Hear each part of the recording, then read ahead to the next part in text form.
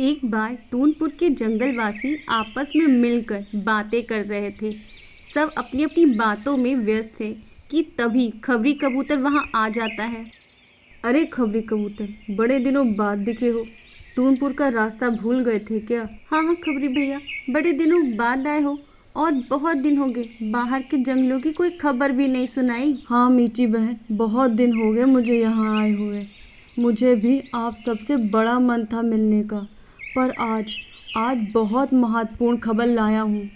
आप सभी ध्यान से सुने। सभी पक्षी खबरी कबूतर की लाई खबर सुनने के लिए बहुत उत्सुक थे। तो क्या था, सब एक पास आ जाते हैं। मौसम विभाग की सूचना के अनुसार हमारे टूनपुर की तरफ काले बादल तेजी से आ रहे हैं और ये भी अनुमान लगाया जा रहा है कि बारिश के चलते बाढ़ भी आ सकती है।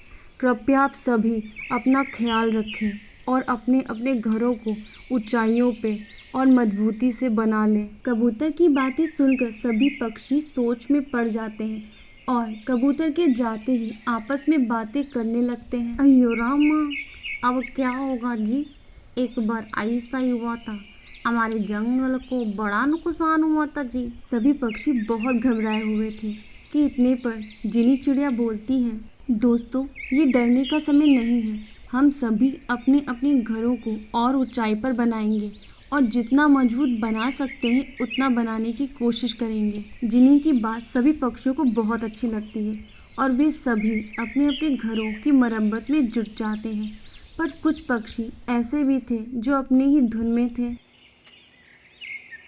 सारे पक्षी अपने अपने घरों को मजबूत बनाने में लगे हैं और आप यहाँ आराम कर रहे हैं। आखिर मैं अकेले क्या क्या करूँ? अरे गुलाबो, तुम बेकार ही चिंता करती हो।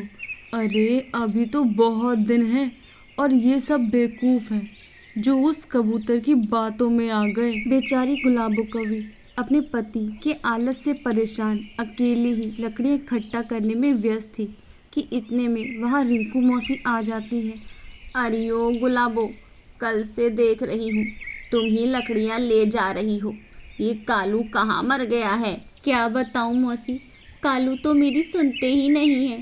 कितनी बार बोला पर वो तो कल करूँगा यही करते रहते हैं। ये सब तुम्हारी ही दी हुई हवा है। चलो अभी ठीक करे देती हूँ उसे। ऐसे कब तक अकेली करोगी? गुलाबो रिंकू मौसी को रोक देती है क्योंकि वो नहीं चाहती थी कि फालतू में बात आगे बढ़े।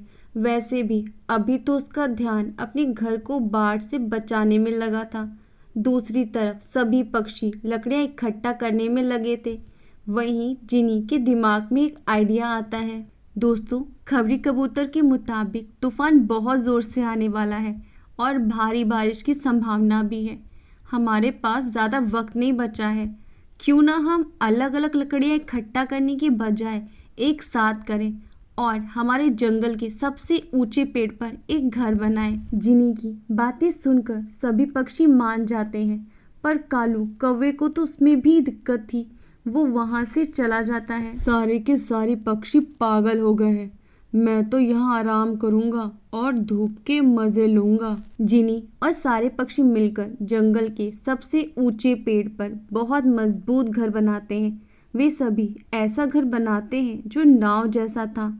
खबरी कबूतर की सूचना भी सही निकलती है। जंगल में जोरों की बारिश शुरू हो जाती है। जैसा कि जिनी का अनुमान था, सभी पेड़ पानी में डूब जाते हैं। कालू कौवा अपने घर में ही था जब बारिश शुरू हो गई थी।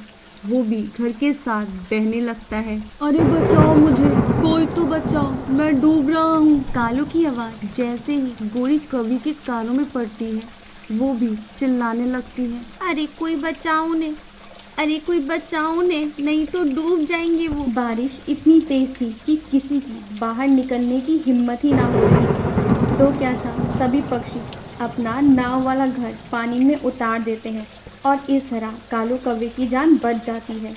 कालू को अपनी हरकत पर बहुत ज़्यादा शर्मिंदगी होती है और वो सबसे माफ़ी मांगता है। दोस्तों, अगर आपको हमारी कहानी पसंद आई हो तो हमारे वीडियो को लाइक शेयर करना ना भूलें और अगर आप हमारे चैनल पर नए हैं तो इसे सब्सक्राइब करना बिल्कुल ना भूलें।